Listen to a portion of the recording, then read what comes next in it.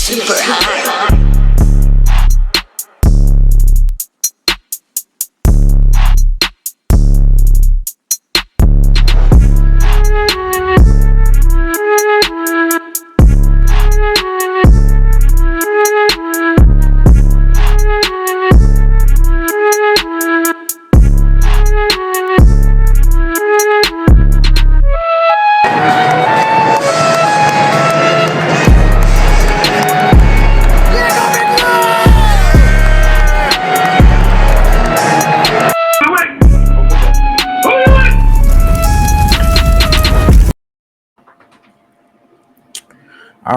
All right. Welcome, guys, to another episode of Giants Interactions with BigPatssportstalk and Classified 3F with Joe. What's going on, Joe? Oh, not much. Looking at news today that's coming out. A lot of interesting stuff.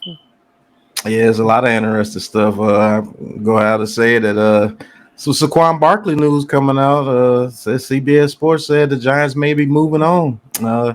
That'll be an episode for a later day. But right. If they do move on, one of the first videos you heard it here is right here on Giants Interactions. Saquon Barkley, the Giants may be moving on, and me and Joe said this shit at the end of last season. We get a new regime. I told you guys. Yep. A lot of people that you love may be gone. 7.2 million. That's real. That's over 10%, almost 20% of that 40 million that they're trying to get. And Bradbury, another 13. Yep, right there. Right. That's 20 million of the 40 million right there. That's half with two players. Plus draft picks.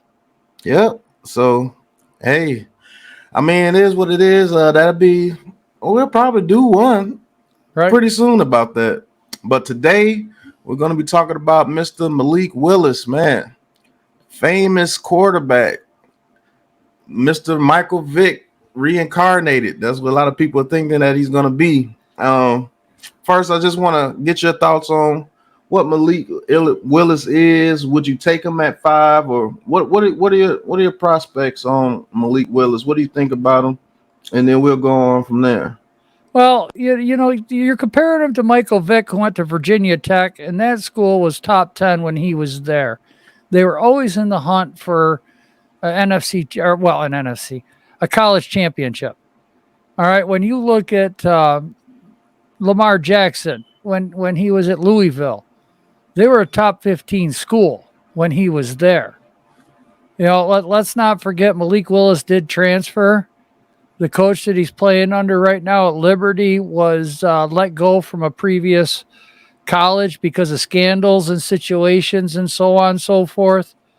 So one of the big things that's hurting Malik Willis right now is the college that he went to. And I understand why he moved and why he did what he did. But it's the same reason, you know, Daniel Jones went to Duke. You look at Mac Jones, even though he went to Alabama, everyone said that he just wasn't the guy.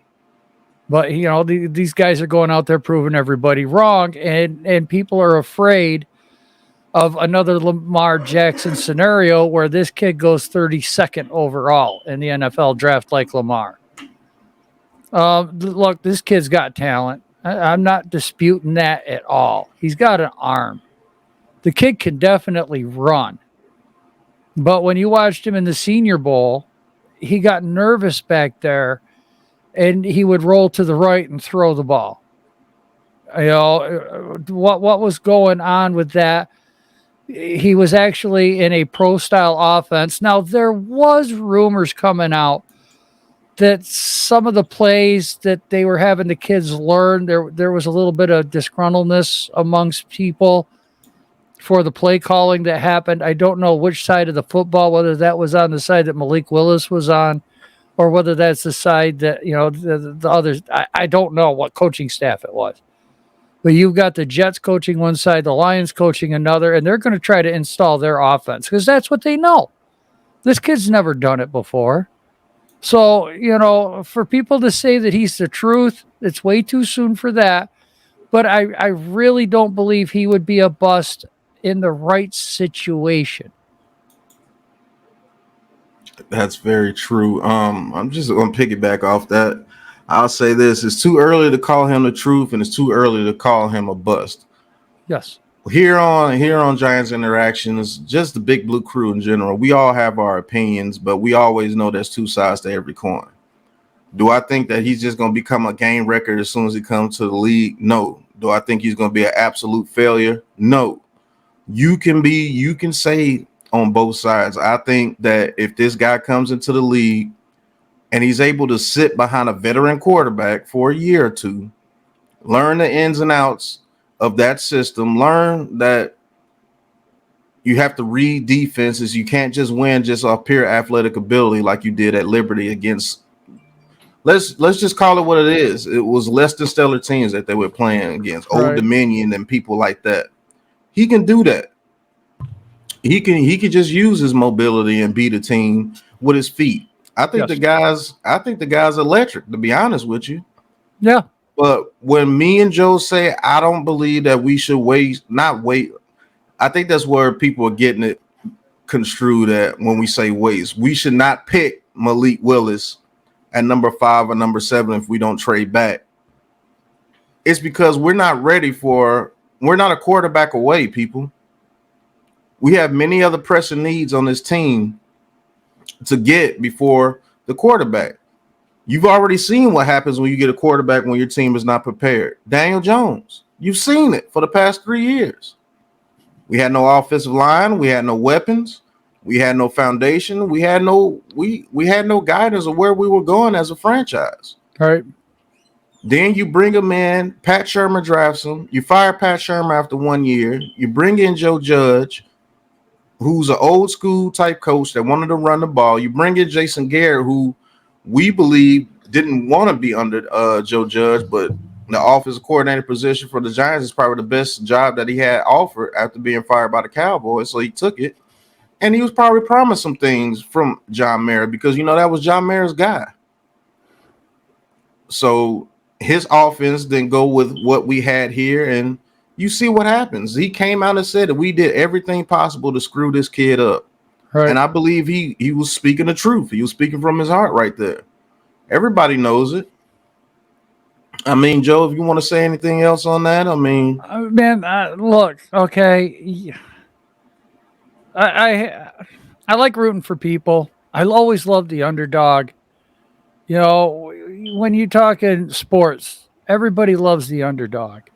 Even in March Madness. Why do people watch college basketball that don't watch it throughout the year? It's to see that upset, that underdog, that number 9 seed go to the Elite 8. That's what we live for in sports. That's why we're always rooting for them. And I get it because I do the same thing. I get stuck into that trap. For Malik Willis, he's going to be a late first round draft pick is where he should be. Because if you look at Daniel Jeremiah's draft, he's got the kid at Pittsburgh. Kenny Pickett. He's got Pickett at 9 and Malik Willis at 32. And that's all me and Pat are saying is that's right now probably where he should be.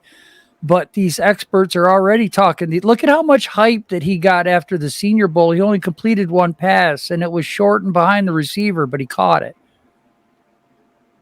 Or I don't even remember if it was him because I remember hearing somebody say he never even completed a pass. So it was only like 1 pass he completed or none. But he had a dynamic run. The kid can definitely has moves. He is definitely a running quarterback. Unfortunately, you have to be both. Lamar Jackson has constantly said, I'm not a running quarterback. I'm a throwing quarterback. But yeah, he always gets categorized as a runner. Mm-hmm. Randall Cunningham was the same way. Randall Cunningham had a cannon for an arm. That guy could throw the ball 80, 90 yards downfield. Michael Vick had a cannon. Yeah, he did. Malik Willis, he's got a strong arm too. I'm not going to deny he doesn't. But there's just more intricacies into the pro game. And I just don't see him ready to come out even at week 8 or 9 unless the coaching staff can really get him involved and he can pick it up really, really, really fast. Because look at, and the perfect example of that is you look at last year's quarterback class: Justin Fields, Trey Lance, Mac Jones, Trevor Lawrence. Okay, everybody in the preseason was saying these guys are going to live up to the hype. But what happened when they got into an NFL game and defenses got different? They confused them. They're rolling from a single high to a two high to a nickel to a dime. They're, the linebackers are cheating up, and all of a sudden they just drop back. You're showing a 8-man or 7-man blitz front, and they all back out, and it gets them nervous. That's the type of stuff that Look, Fields learned a lot in his first year, but in my opinion, Fields was especially after seeing this year, he was more ready to play than Malik Willis is. And it's not Malik Willis's fault, Pat. It's not. It's not. I mean, man, I don't believe Liberty put in an offensive system where he can progress as a quarterback. That's what we're talking about. You have to be a quarterback when you get into this league. Even Michael Vick, is dynamic as he was, after his first year or two, he really started to learn how to read those defenses and pick people apart with Algie Crumpler. Unfortunately, They never got him the weapons that he deserved over there in Pittsburgh. I mean, not Pittsburgh, but Atlanta. Yep.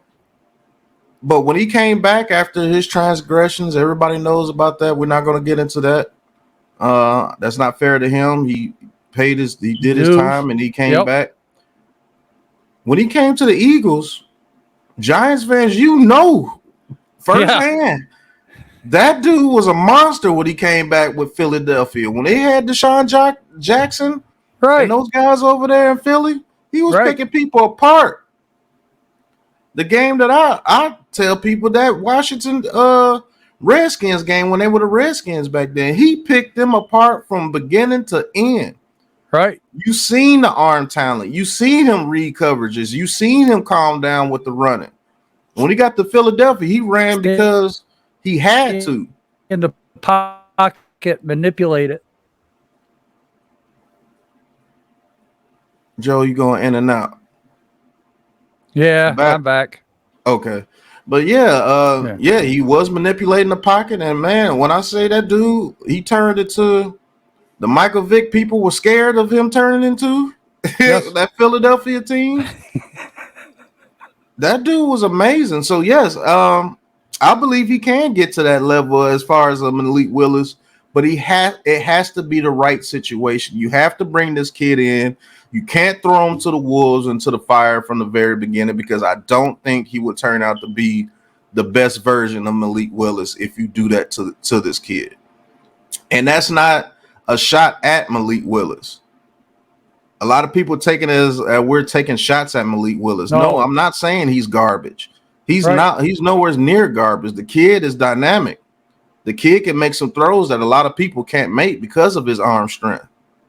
But the thing is, you can have all the arm strength in the world, but if you're throwing it into double coverage, or if you don't know if somebody's in a cover 3 and they show cover 3 and they go into a cover 2 shell, and you throw that ball on that out and it gets pick 6. Right. What about his confidence? A lot of people don't know that confidence is a major thing with these rookies. Yeah. You put that rookie out there and he gets destroyed his first year, game after game after game. That could hurt him going through the future. If his mind is fractured, then what? Look at what happened to Fromm. Right. He got killed. Look at Prince Charming over there in Jacksonville. Yeah. He looks fractured over there.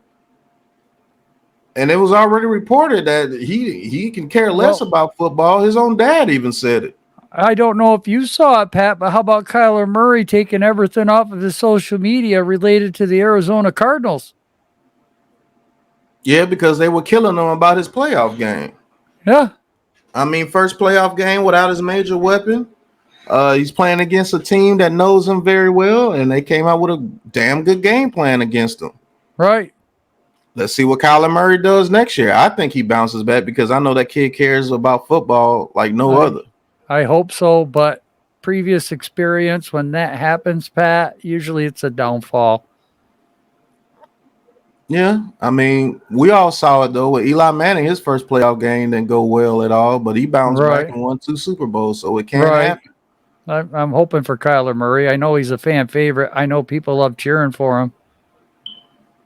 Yeah, I mean, I think Kyler Murray, as a matter of fact, Malik Willis can be almost like a Kyler Murray if you really think about it. Yeah. He's just a taller version. Right. Just a taller version. He can definitely escape the pass rush. He can definitely run. He's definitely a mobile quarterback, an athletic quarterback. He definitely has those tangibles.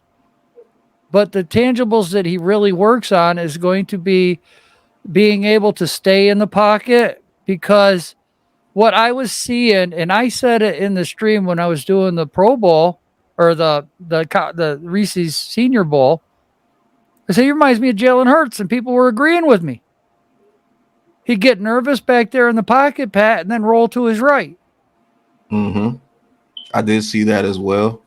Now, I will say this. I won't base my decision off of Malik Willis because of the Senior Bowl off I'm not either. 5 passes. I'm not going to do that. That's not fair to him. And it's not logical either. You're going to base it off one game where you learned a whole new offense. You can't do that. Right. But what I will say, I can read tendencies. And I can read that he's going to have to learn a new offense when he comes into the league. So that was just the first part of it. Well, yes, he only had a go ahead. Well, I just wanted to mention, Pat, look, when things break down, you go back to what you know. And it's an automatic thing. It's not something that, oh, well, I can do this. When somebody's in trouble and they always do it automatically, that's a tendency, and that's something that he's going to have to, learn how to control and stay in the pocket with time, because Hurts has to do the same thing. He has a pocket. You move up, learn how to control it, which is what everyone kills DJ about. Mm-hmm. So the pocket presence on him is really at a low level right now. And I just think that that's because the competition, when Liberty was going against like Ole Miss or Army, all right, that competition was above a level. Their line couldn't block it. So he went back to what he knew: run around, avoid the pressure, scramble, make a play, whether it's with your legs or your arms. So all he's doing is reverting back to what he knows. So that's one of the things that really he has to stop when he gets to this next level. Because their defensive end is like a TJ Watt that can really catch him. Right. To be honest with you, to get the right angle. Right. These dudes are fast as shit, man. These dudes are 260, 270 pounds running 4.5s. Right. Which is absolutely ridiculous to be that big running that fast. That's crazy. But one question I want to get out there before we get into a little bit of film, get a little film session going. That's what we do here on Giants Interactions. We're going to go through a little film session on Malik Willis. Shout out to the franchise guy on his video, his breakdown of Malik Willis. The original video will be in the description. I think this was a pretty cool video. We'll break down with you guys about Malik Willis. It says some of the things that we're saying, and hopefully you guys can, give us a chance. Don't call us crazy just yet. Right. But what's the vision with Malik Willis? Let's say we take Malik Willis at 7. What's the vision going forward with Malik Willis? What? That's the question I love to ask the fans, because that gives me a really good idea of what you're thinking. It separates the fans that are just going along with the wave, right, with the fans that actually really have a vision for the guy. And I love people's opinions. I love answering people's questions. That's what we do here with the Big Blue Crew. Right. What's your vision with Malik Willis if we do draft him? If for me, Pat, I mean, let's really think about what the skill set is, what the kid's skill set is. He's definitely mobile. Definitely has a big arm. Going to be an RPO type quarterback. When you're an RPO quarterback like that, can he avoid big hits? All right, that's the first thing with the RPO. Does he know how to slide? Does he know how to get down? If you want to talk about somebody that worked the middle of the field and knew how not to get injured, Jerry Rice was the master at that. He lived over the middle, never took the big hit, and he was back week after week after week. So if you're looking at Malik Willis like that, so it's all going to be based on the RPO, and that's what a lot of these coaches are going to now in the NFL because it's in the college system, and these kids know it so well. Even the linemen understand it because it's run so much. As far as like an air raid offense deep down the field and stuff like that, he's got the arm. Does he have the touch? All right, because look, like you and me said, we're not taking everything off the Senior Bowl, but he did underthrow one guy really bad off his back foot, not under pressure. Everybody makes a bad throw. I'm not going to blame him for that, and I'm not saying that that's a reason to not like the kid. It's one throw. How many turnovers has he had at Liberty? That's something I don't know. I don't know his numbers, his completion percentage, his average yards per throw. I mean, these are all the little things that you have to look at as far as what you're going to do with him. Can he make all the throws? Here's where the combine is going to be very important for him. Can he throw the 15-yard route out, on a rope so that it doesn't get picked off? How is he with a back shoulder throw? Okay. Just to go on, just to give you a little bit of insight of what you just asked. Okay. At Liberty, the past 2 years when he was at Liberty, started quarterback at Liberty, 2020, he had a 64.2 completion percentage with 2,260 yards, 20 touchdowns, and 6 interceptions. Okay. Last year, he had a 61.1 completion percentage, 2,800 yards, 27 touchdowns, 12 interceptions. So based off that, those aren't bad numbers. Those aren't bad numbers, but they aren't great. Right. How much of that, though, is the scheme? Yeah, for him to be the greatest thing since sliced bread is everybody trying to make him out to be, and I'm not saying that he's terrible. But he did not throw for 3,000 yards. His completion percentage is barely over 60. That's actually a little bit below average completion percentage. And he had 27 touchdowns and 12 interceptions. Most Heisman candidates, they're getting over 40 touchdowns. Right. And he's playing at Liberty. He's not playing in the SEC or anything. So why didn't he throw up more touchdowns and things at Liberty? Well, let's be honest here, Pat. 27 and 12. We would have loved to have Daniel Jones have those numbers last year. Right. So nothing against the kid for those numbers. That's why I said they're not bad numbers.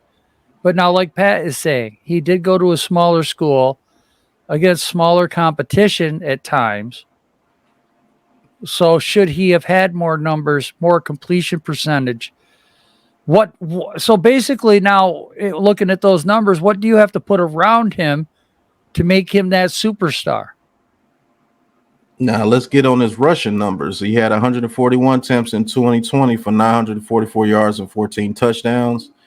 And 2021, he had 197 attempts, 878 yards and 13 touchdowns. So, okay.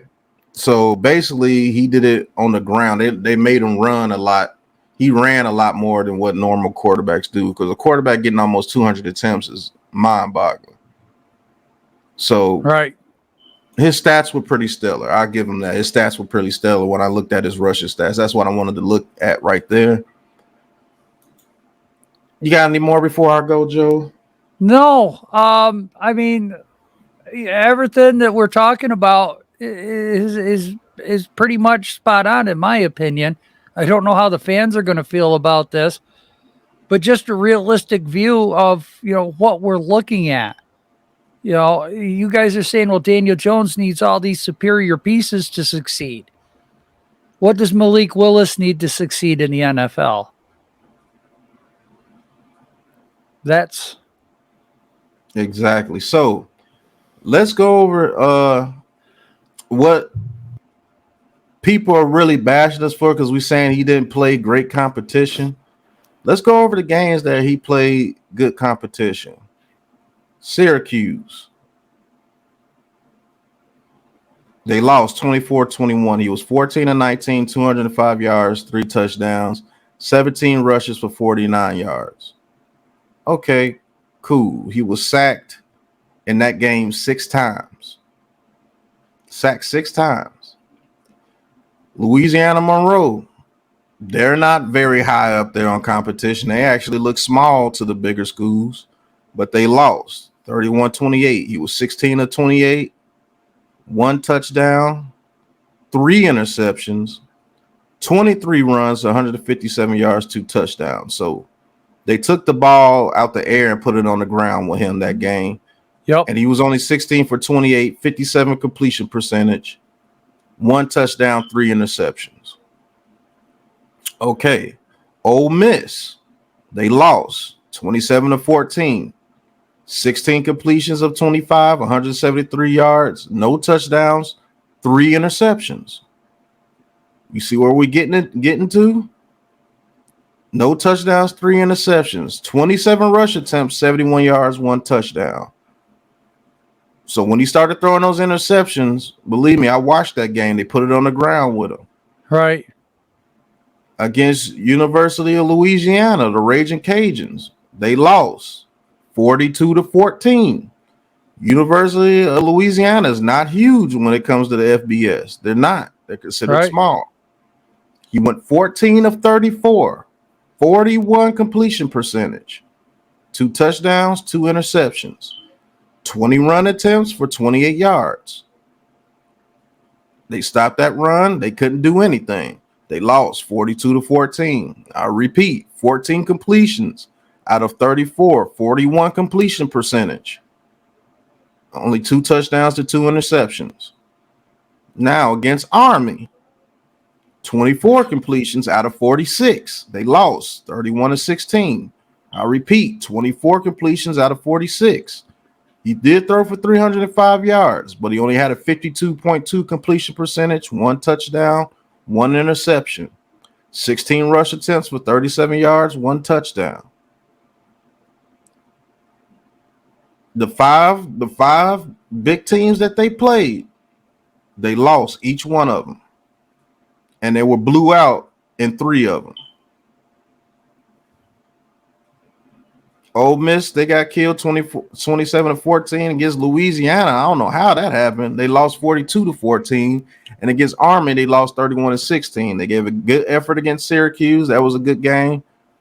And they gave a good effort against Louisiana Monroe. So this is what we're saying. I'm not going to just say anything off the top of my head because he just plays at a small school. I'm just going to say that. No, I have facts. Right. I just read you the stats in those games. Out of all those top 5 games, let's see. 3, 4. He threw 7 touchdowns with 3, 6, 9, 11. 7 touchdowns and 13 interceptions in those games. He almost doubled the amount of interceptions he threw to touchdowns when he played against bigger schools. Now, there's a lot of factors that go into that. It's not all on him. He's playing a bigger school. That offensive line over there with Liberty probably wasn't the best. But you don't give DJ a pass now, do you? Right.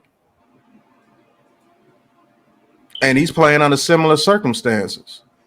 Way less talented on the offensive side of the ball, and the offensive line is atrocious. It's not bad, it's atrocious. Atrocious. And you can read through the comments, you can read through the Twitter. How many people bash Daniel Jones for some of the same reasons that Malik Willis didn't play well against good teams? How many people bashed him? But Daniel Jones didn't throw twice as many interceptions than touchdowns, now did he? He actually threw more touchdowns than interceptions. And when he was at Duke, he won 2 bowl games. Yeah.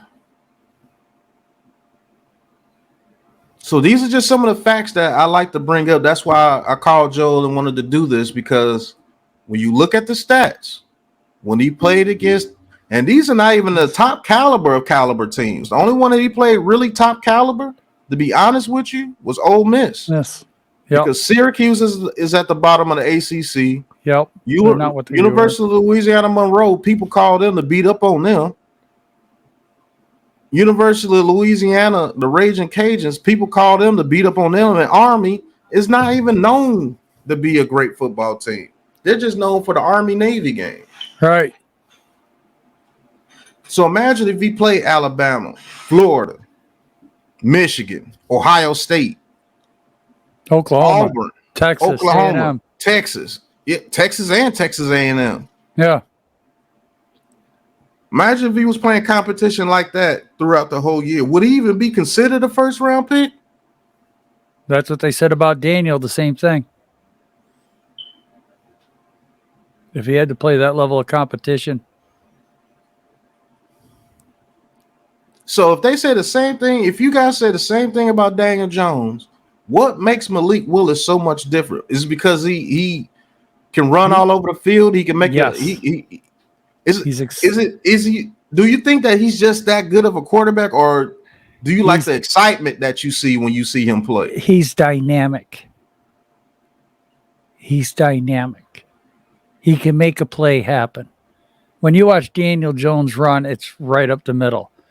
When you see Malik Willis, he's twisting, turning, accelerating, cutting. Yeah. Right. Is it that you want here? Because you can get that. Guess who does that? And you guys say that he's not the greatest quarterback. Jalen Hurts. Right. Jalen Hurts made some amazing plays.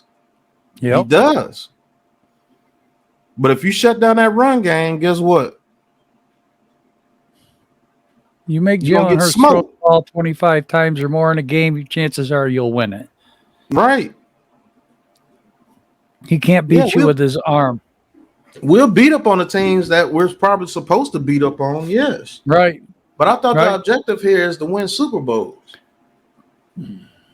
Man, you guys, I'll tell you what. Pat, I got a question for you. Green Bay had 2 of the best quarterbacks to play in the game with Brett Favre and Aaron Rodgers, correct? Yep. How many Super Bowls did they win with those 2 quarterbacks being there for 30-plus years? As many as Eli had combined. Exactly. 2 of the best quarterbacks for 30 years. They only got 2. So what is it that it does take to win a Super Bowl?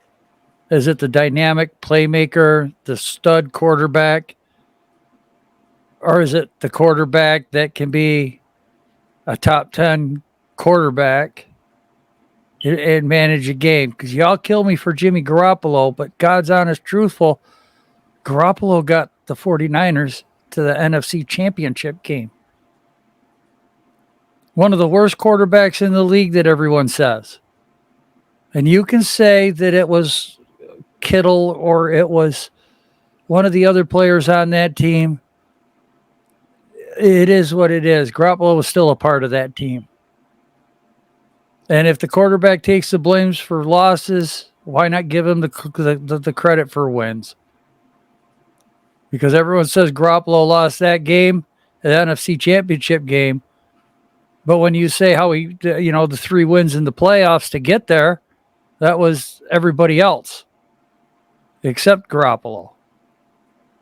That was Ayuk, and that was Kittle, and all those guys. And if you want to take it even further, we can go through a list of all the dynamic quarterbacks that's ever played. Right. And I could go all the way back. Fran Tarkenton. Oh. Fran Tarkenton made it to so many championship games, and he lost every time. And he was the original dynamic quarterback. Yeah. That's why the Giants traded for him. Giants gave up a number 1 draft pick to get that guy. And he was old at the time. Right. You want to go to the next guy? Archie Manning. Yep. With the Saints. Dynamic, could run all over the field, make plays. What did he do with the Saints? Well, they were an expansion team at the time, Yeah. but yeah, exactly. Still. I mean, with the talent on this team, can you say we're much better than the expansion team right now, especially with the offensive line? And then everyone will say, Pat, but Daniel Jones gets hurt all the time. How many games did Dak Prescott miss this year? How many games did Jalen Hurts miss this year? You know, how many games did God, there's so many quarterbacks that missed Lamar Jackson missed what, the last 5? Yeah. That's why they didn't make the playoffs? Look at all the dynamic quarterbacks. Donovan McNabb. Yes, he had a good career, but did he ever win one? No. Oh. Randall Cunningham. Absolute monster. I think still the best dynamic quarterback besides Michael Vick that's ever touched the football field. Yeah. Whenever we played the Eagles, Pat, I hated watching those games, especially when Carl Banks bounced off of him. Yeah, he used to kill us, man, because that was like he was the first one that was actually just dominant as a dynamic quarterback. Right. But he didn't get close to the Super Bowl until you went to the Vikings. And you look at the defense that those Eagles teams had. Right. And they never won. Right. They never won it. The Eagles team had a damn good defense. You know when the best chance he had to win the Super Bowl is when he went to the Vikings and he turned into a pocket quarterback that year and he won the MVP. Right. Didn't the Vikings go like 14-2 or something like that? Yeah, they went 15-1, I believe. It was unreal the season he had up there in Minnesota. When he turned into a pocket quarterback, because he was not running like that when he went to the Minnesota. Right. And he learned how to read them defenses and everything. Yep. And yes, it did help having Chris Carter and Randy Moss. I do understand that. Hey, still. But he had an MVP season. He won the MVP. Michael Vick, the best dynamic quarterback that's ever touched the field, I believe, when it comes to that style of quarterback. Never even came close to the Super Bowl. You want to keep going? Yeah. Dak Prescott, Jalen Hurts. You want to call Josh Allen that type of quarterback? I don't think he's that type of quarterback. I think he just can run. Right. Just like Mahomes. He's not that type of quarterback. Look at what Mac Jones is in his rookie year. He's nothing special. Not at all. Not to me. It's just the system that he's in. He's in that system, and he just does what the coach wants him to do, and they win football games. You know, you're telling me that right now, as it sits, the Patriots aren't going to be a contender with the Bills for that division next year? Mac Jones getting another year? Right.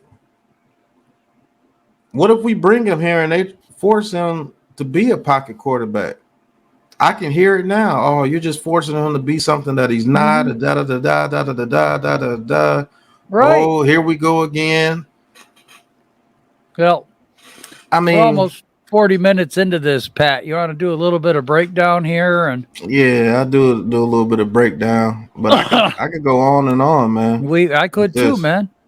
I could too. But by no way, shape, or form are we saying this kid is a bust. No, he's not a bust. No, I just don't think that he's going to be what people think he's going to be starting out the gate. Right. I think he has a little bit of a learning curve. And that's not bad to say. Everybody has a learning curve coming into the league. I'm just saying he's not like a John Elway who you know was that dude, a Marino who you knew was that dude when he came out. Here's the thing too, Pat. Giants fans are like, oh, I'd sit him for a year. All right. But I got killed saying that Kadarius Toney was getting sit for 4 weeks to get ready to be an NFL pro. But you guys are willing to let Malik Willis sit a year. Yeah. All right. You can't have one without the other. Because I said the same thing about Ojulari and Roche, why they weren't getting time. And it just made sense because the farther into the year, the more these guys were playing, the better they were developed. You could see the improvements in them. The thing is with Kadarius Toney, who might get traded. Yeah, there are I know rumors that's about got him being people traded as upset. well. Yep. Look, everybody needs time to learn how to play this game. And we told you guys this when you wanted to blow up. We said this. This is the wish master. You got your wish. Yep. Now you got to see the results of that wish. There's a penalty. There's always a consequence. What if they trade Barkley and Kadarius Toney? Those are two people that the people love on this team. Well, that'll never happen. Okay. Bradbury. Gone. Martinez might be gone. They might find a way to get rid of Galladay, because if they get rid of Toney, I'm quite sure they will want to get rid of Galladay too. You guys want Wake Martindale here as your defensive coordinator. You should know what kind of linebacker that he wants. It's not a Blake Martinez. It's not. You watch him. I know right where he's going. He's going to Houston. Mm-hmm. Yeah, right. He's either going to Houston or he's going to the Raiders. Yep. He probably go to the Raiders with Patrick Graham. Yep. And he's going to have one good season over there too. Bradbury be going to the Raiders. They're going to be taking a lot of our players. Yep.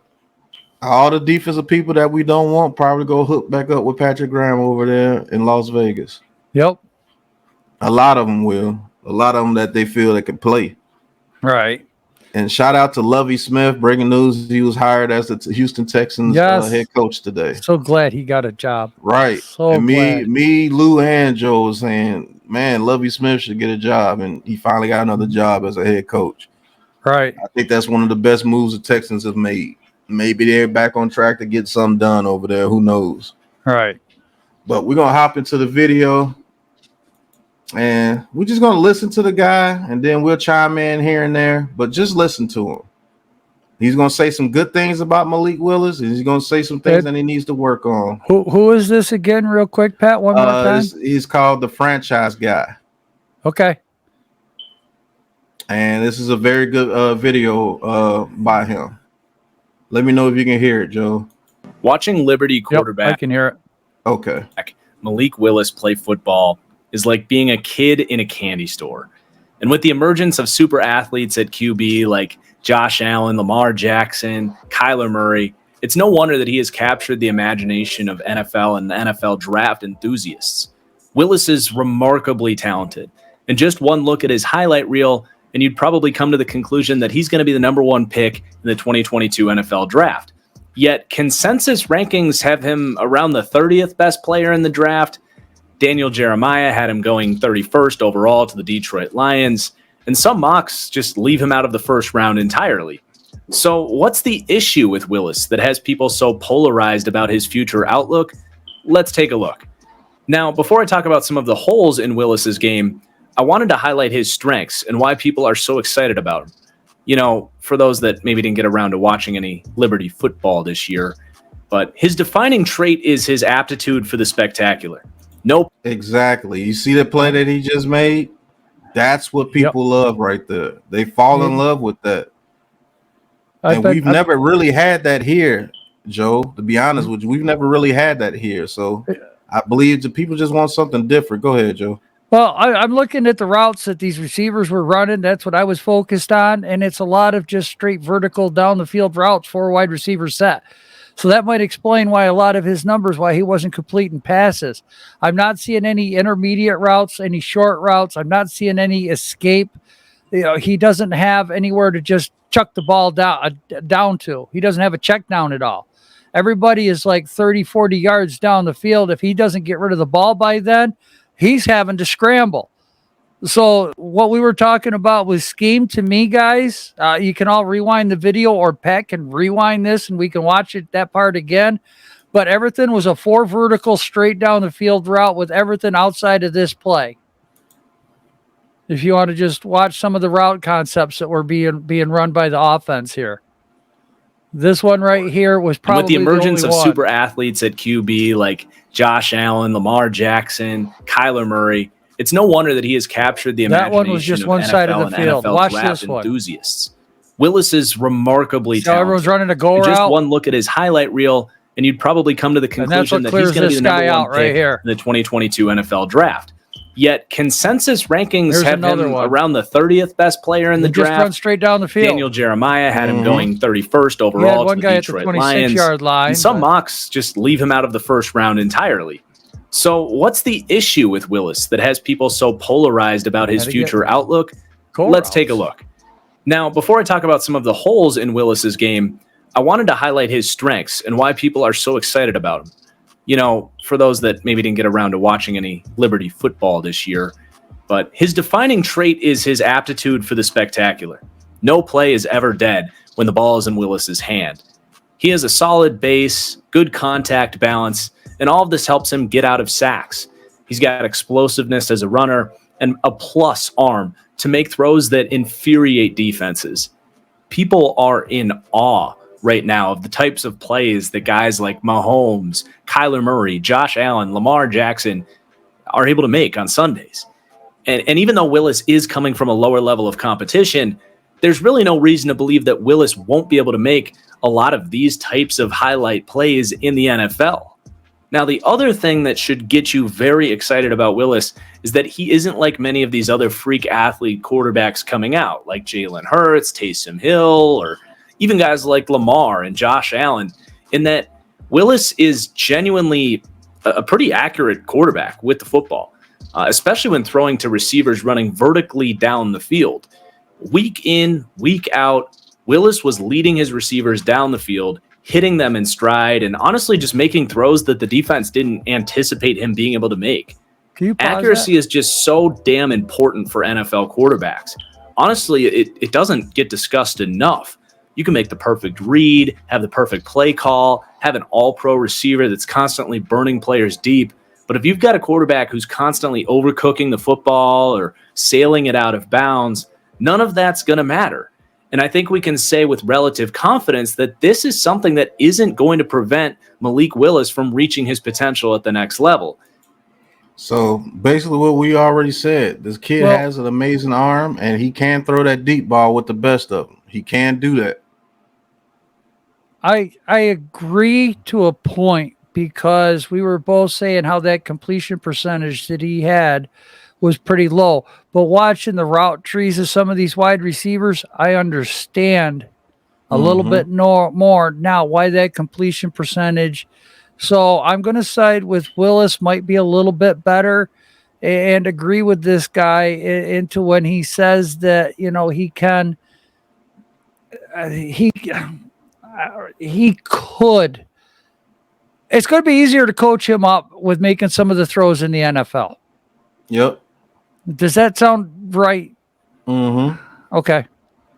He just needs that time, and that's what we're saying. You can't throw this kid to the wolves. I just don't believe that you can do that to him. I just don't believe that, but we can continue on. His accuracy is really good. Now, I'm not going to act like he's got perfect accuracy.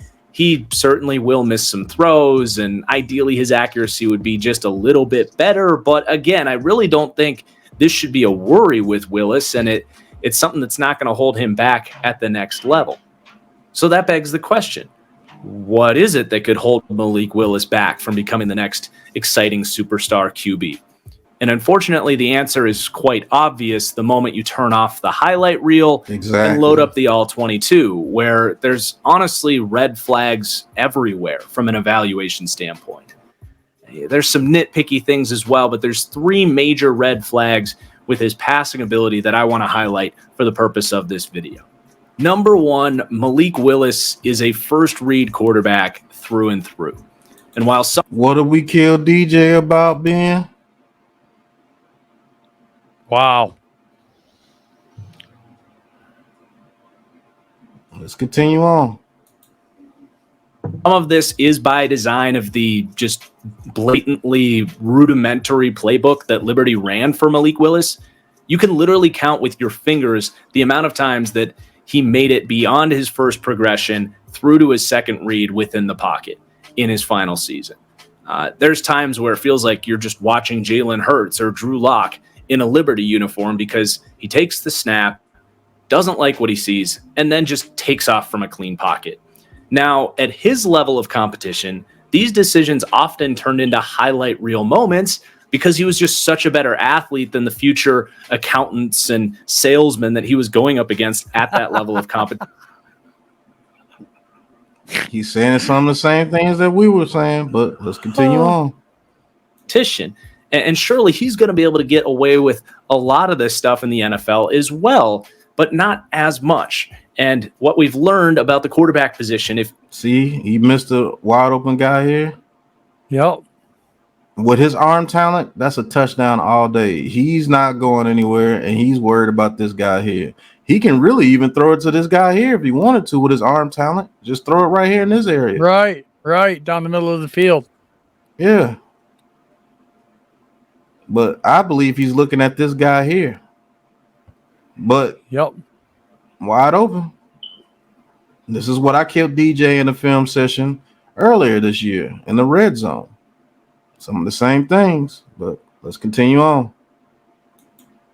Anything is that if you can't stand tall in the pocket, climb the pocket, get through your progressions after the defense takes away your first read, I don't care if you're Lamar Jackson, Josh Allen, more often than not, you're going to end up getting sacked, tackled short of the sticks, and or punting. Reading defenses and processing his route combinations based on the coverage that he gets is going to become a massive hurdle for Willis at the next level. Because unfortunately, he had a guy wide open in the end zone, very ugly moments on his tape that show that this is a true weakness. Whoever drafts Willis is going to need to either... Wow. Like he never took his eyes off the guy and got it picked off. Right. Stare down the receiver. That's what's going to happen to the NFL almost every time. Is a true weakness. Whoever drafts... If he was anticipating, maybe drafts Will, the guy right here, if he took his eyes off of him, the guy right here came open a little bit. Right. In between the hash. Is going to need to either sit and develop this part of his game or implement a system right away that can maximize his strengths as a runner, throwing on the move, play action, throwing deep outside the numbers, while slowly bringing in these new... That's against Ole Miss. Yep. I remember that play. Yep, me too. That was against Ole Miss. Play action, throwing deep outside the numbers. Now, if anything, he threw it way too late. And guess who that is? That's Smoke Monday right there. That's Smoke Monday. He's got him right here. No, that's not for a nice 10-yard gain with this guy going up the sideline. But or right here, because this guy's off balance right here. Yep.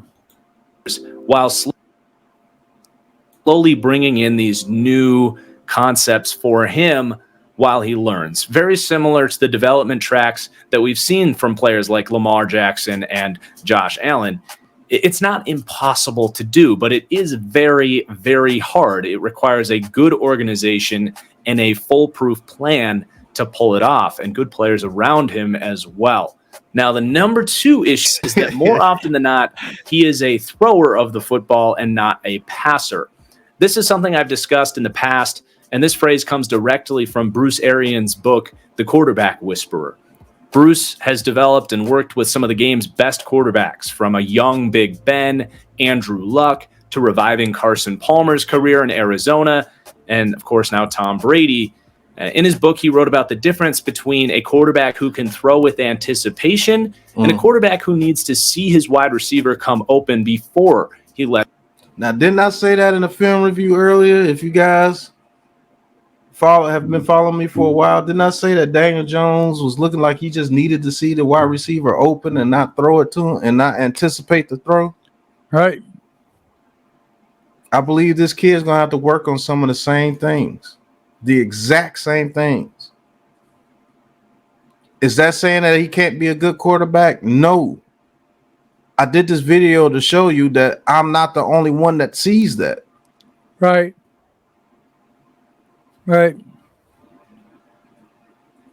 That's all I'm saying. If we do draft a kid and he comes out this very first year, because you're going to put him in there this first year because this is a new regime. That's their guy.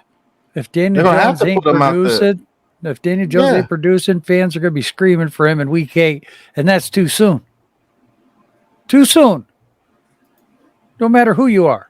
For Malik right now, new scheme, new offense, new OC, new staff.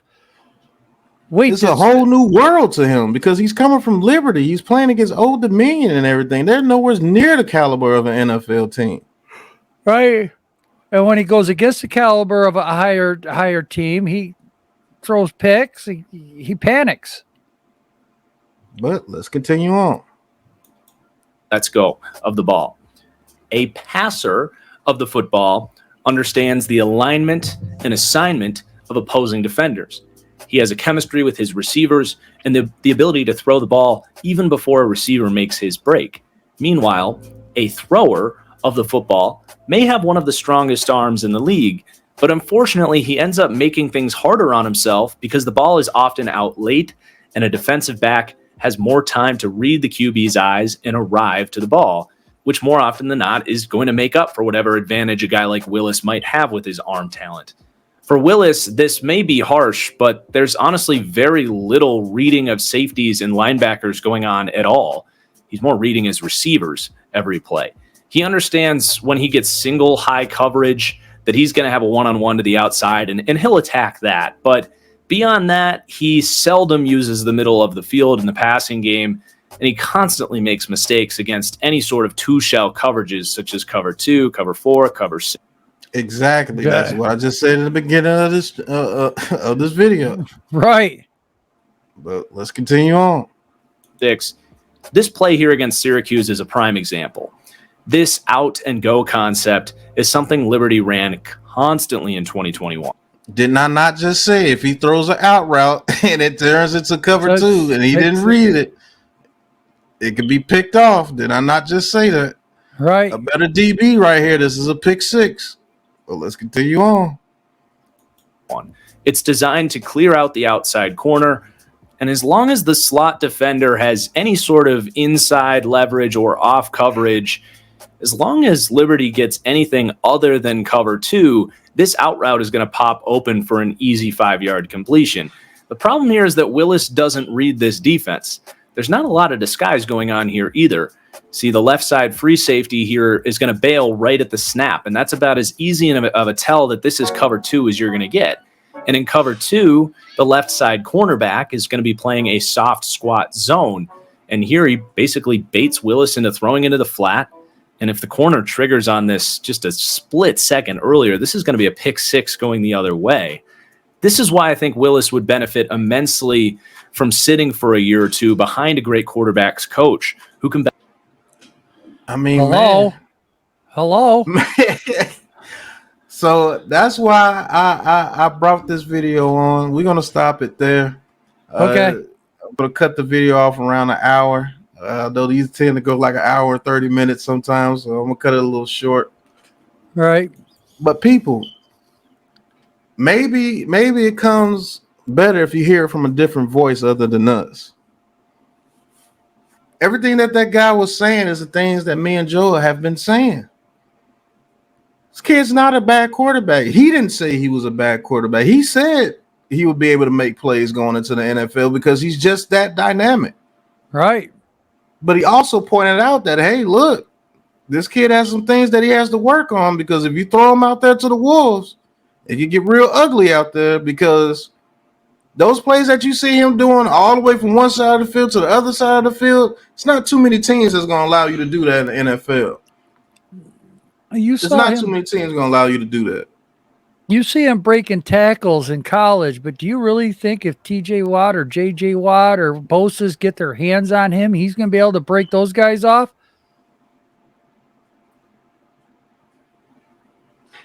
I don't know, man. You know, if you think some of these... Damn it, my internet. There we go. You think some of these edge rushers that are really good, the top 10 edge rushers, he's going to be able to break them tackles? You know, look at some of those bailouts that he was doing. God, he was 20 yards deep on some of them. He would have been a 20-yard loss. So 2nd down and 30 coming up.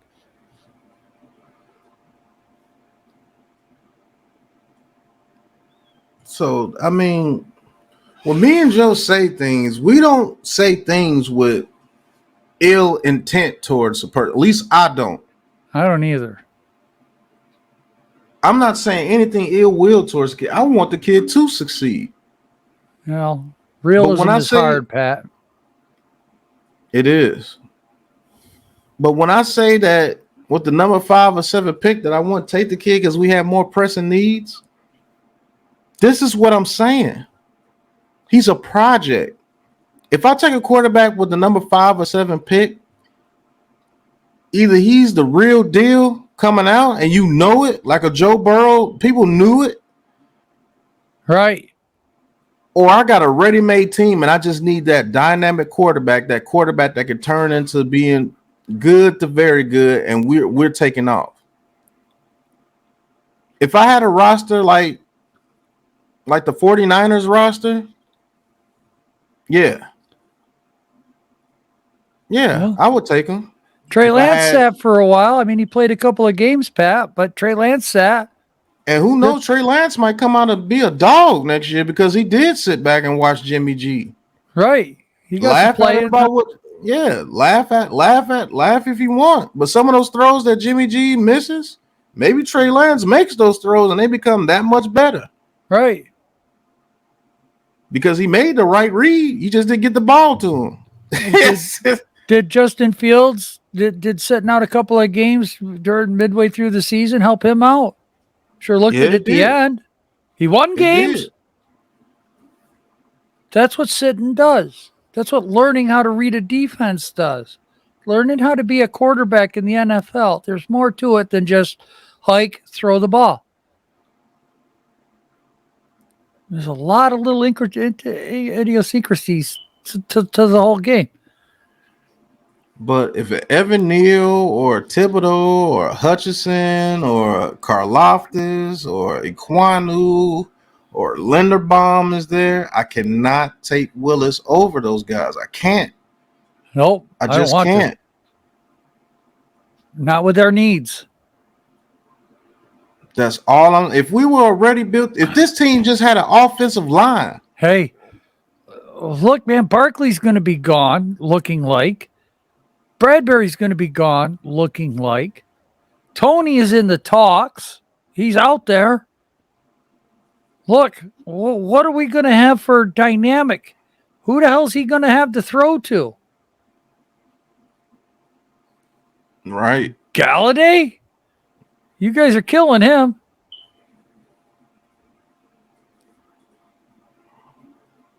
That's right. Slayton, you're killing him too. Rouse, he's always hurt. Shepard, hurt. No tight end. Because if we do have a tight end, it's going to be a rookie right along with him. Right. Plus 2 rookie offensive linemen. And then when you took that pick, you did not get one of the premier offensive linemen in this draft. Right. What happens to the kid, man? I'm telling you what happens. You're looking at him in the back of Joe's his background. You're looking at him. Right there. 2.0. No help. New coaching staff. Doesn't understand how to read a defense. One read quarterback. You didn't hear that from me. You heard it from the guy on the video. One read quarterback. I'm not coming at the kid at all. You guys remember what I said in the beginning. I think he could be a good to great quarterback. Is he going to be one of the top 5 ever? Time only tells on that. But he's going to need a lot of coaching and a lot of development. And that's time. You Giants fans are already impatient enough as it is. I mean, you're starting to you like the hires that we've had for GM and OC, but now that this Barkley talk is coming up, Twitter is. Are you going to turn against them now? Blasting everybody. I don't know. Pat. Do you guys turn on Joe Shane and Dabo if they trade Saquon Barkley? Do you turn on them? Now, will you say it's a mistake that we hired them if they trade away those guys? We told you this.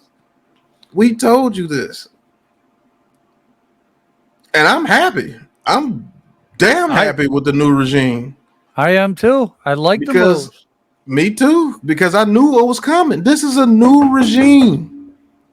They don't have no loyalty to anybody. Well, here's the thing, Pat. People said they don't want guys that are injury prone or go have a lot of injuries each year. You can't tell me Barkley hasn't had injuries the last couple of years. You can't tell me Shepard hasn't had injuries the last couple of years. You can't tell me you guys have not seen Bradbury on this defense get burnt. Can't keep up anymore. He doesn't have the speed. He's not a young guy anymore. These receivers coming out of college right now are too fast for him. Martinez, you guys love him. I warned you with an ACL. But yeah, you guys are complaining that we bring in injured guys like Galladay can't stay healthy. But Martinez is coming off of a really bad injury for a linebacker. Yeah, you want to keep him too. Well, yeah, but don't pay him as much. Shit. If you guys, if your big job's going to go under, are you going to take a pay cut, $5 or more just to stick around? Or are you going to go somewhere else? Asking these guys to take a pay cut. They only got a limited time. The NFL is not for long. The average career is 3 years. That's it. And then if you bring Wink Martindale, that almost assures that Martinez be gone because that's not the type of middle linebackers that they use. Nope. It's not. And that tells me we're drafting one. So that seventh pick might be a linebacker. It might be Devin Lloyd.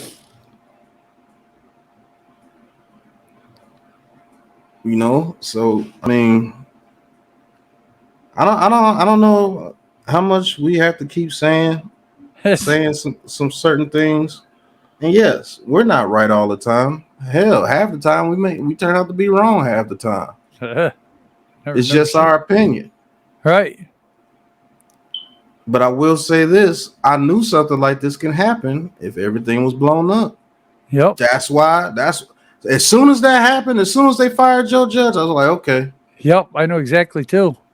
Why do you think I wanted to keep Judge? Be here no more. Why do you think me and Pat said let run with Judge one more year?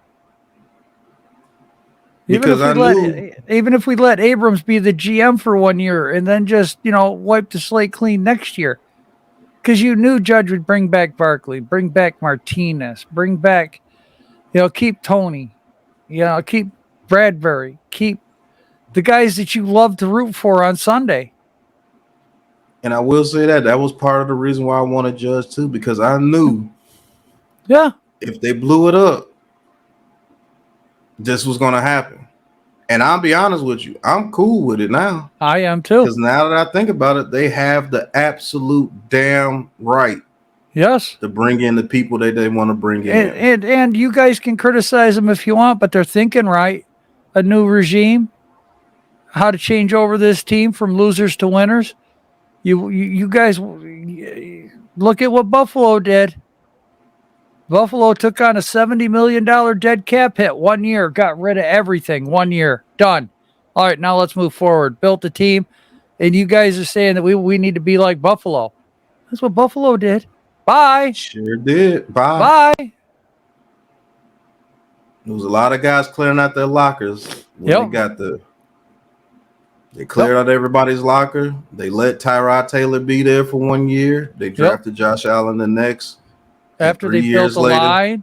Yep. 3 years later, they built the line, got Josh Allen some weapons after his second year, and they were 13 seconds away from being in the AFC Championship game. Like Eli Manning got Plexico Burress, Josh Allen got Stephon Diggs. Yep. Same thing. Just 13 seconds. You really want this new regime to come in and try to make something work with the old players? It's not going to happen, man. Right. I will actually be mad at them if they didn't do things like this. Right. that would mean that Mara still got his hands in it. When moves like this are happening, this is all Joe Shane. This is Brian Dabble. If he allows Saquon Barkley to be traded, and there are rumors, CBS is reporting it, so it's true. Yes. CBS is a big name. That's a huge network. So it's not just some random guy on Twitter. No, CBS is reporting it. I officially know they got carte blanche. Yep. If they trade Saquon Barkley, I know they officially got carte blanche. And that's what you fans wanted. You wanted a GM that can make the decisions. Just don't be upset at the decisions he makes. Because he's looking at a whole different team. Here's your guys' first test for the new regime. This is your first test. Yep. And it's not even free agency. It's right before free agency. This is your first test. Are you going to turn on them? When you hear the reports, Saquon Barkley traded, and I guarantee you, it's probably the Bills. Yeah, I'm going to say that, Pat. It's probably the Bills. Because Christian McCaffrey's coming off an injury. Barkley looked healthy the last 2 games. His knee. All right, who are you going to take in a trade? Are you going to take Barkley or C-Mac? Son of a biscuit. I hate my internet. Because you do know that them and the Bills have a relationship. And so them being like, well, yeah. Joe Shane be like, well, since I took everybody from you, I took your whole coaching staff just about. I'm trying to get rid of a player that you guys may like. What you say, Saquon Barkley, your first round pick that you really don't give a damn about because you have aspirations of winning the Super Bowl. Right. So your first round pick for Saquon Barkley, that sounds good to me. Bang. Yep. Now we got 3 first round picks. Yep. Oh, Kadarius Toney. Let's see who will want a Kadarius Toney. Who? The Chiefs. Yeah. They would love Kadarius Toney over there if they lose Mecole Hardman. Right. That's his replacement. That's the same dude. Who else would love him out there? There's plenty of teams that shit, the 49ers would love him. Well, let's look at it this way too, Pat. You know, if we get a first round pick, we can always say, Buffalo, give us a 5th rounder this year and your first next year. And we could do the same thing with Tony. Yo, Chiefs, give me a 5th round this year, give me a first next year. We got 3 first round picks. Hi, Stroud. Hi, Young. Don't even have to trade down. Trade down, that's just bonus appetizers. And then who knows? They might work it to where we could get a 3rd round pick for Bradbury. Somebody who feels that they're a cornerback away. Right. Hey, there's a guy named Davis over there in Oakland that loves speed and loves dynamic players like that. Yep. Kadarius Toney, they need a receiver over there. They just lost Henry Ruggs. Right.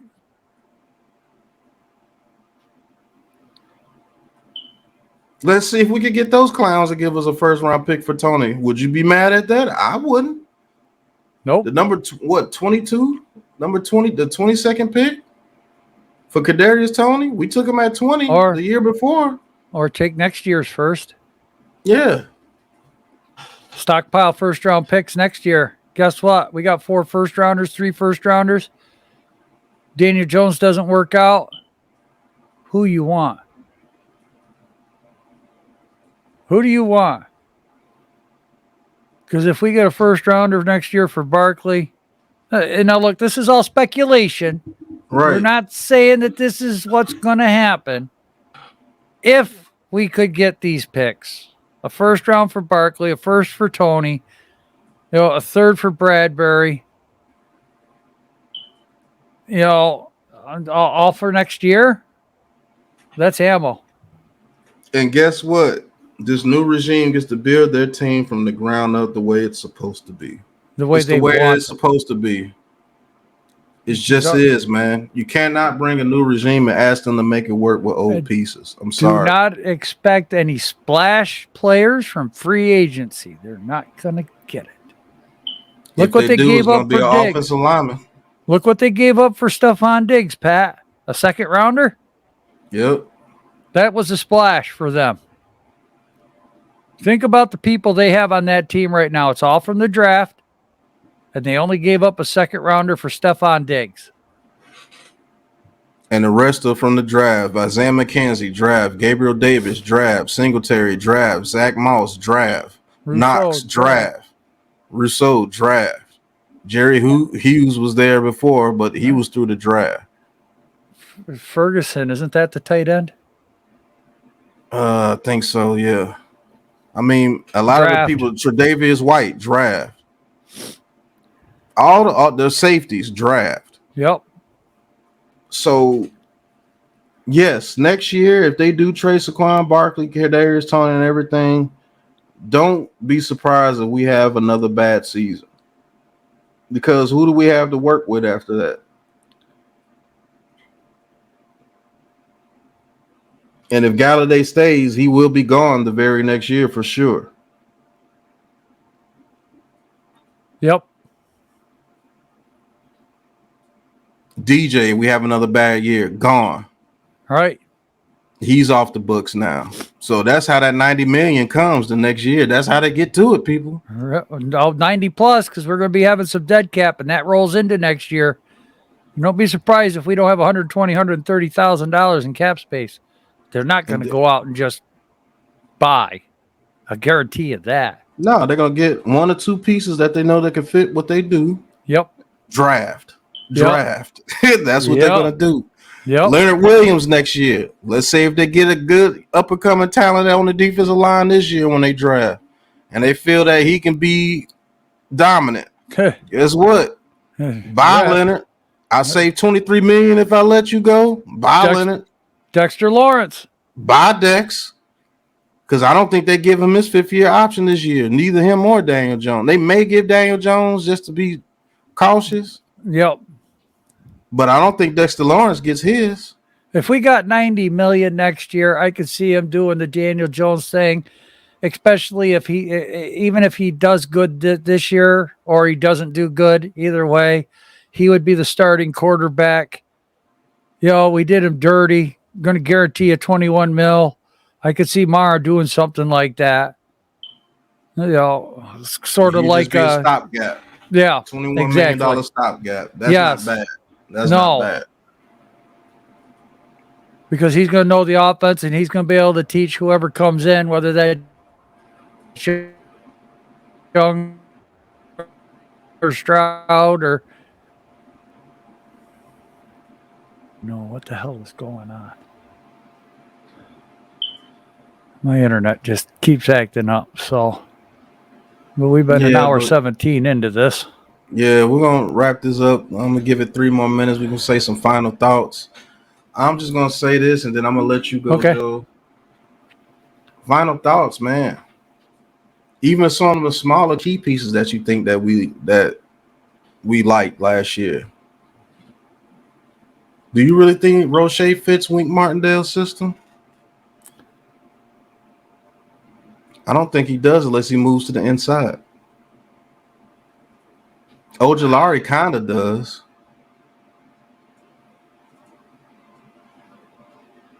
I don't think he fits unless he moves to the inside. I don't think he fits Wink's system. I could see Roche.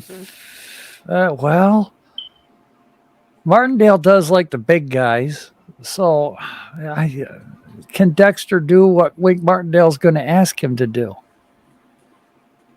So who are you going to keep, Roche or Dexter? I mean, which could you get more draft capital for? You keep Roche. That's how I'm going to look at it. $500,000 contract. Exactly. People don't think he's going to get major playing time in Wink's system. And Dexter Lawrence, if somebody offers me a second-round pick for Dexter Lawrence, or even a high third-round pick, I think they take it. I do too. That's why I said, who are you going to keep, one or the other? Because if you get rid of Dexter Lawrence, you're saving. Well, he was picked 17, so you're saving what? Probably $4 or $5 mil. Right in there. Roche, it's only costing you $500, so there you're up to $25 million with 3 players. Bradbury, Saquon. Not to mention Dixon saves you $3 million. Julian Love saves you $3 million.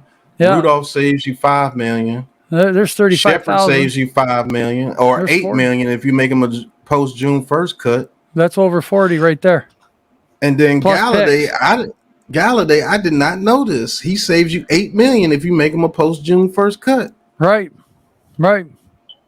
So him and Shepard, that's $16 million right there. There's your draft picks. Right. And there's the dead cap hit that, Mara was talking about. Yeah. But, I think that Wink Martindale would rather have somebody like Roche, who's only been in the league for a year, that he can mold and groom, put a little weight on. Because we saw Roche do good on the outside and the inside. Dexter Lawrence, he sucked on the edge. I'm sorry to say it, but he did.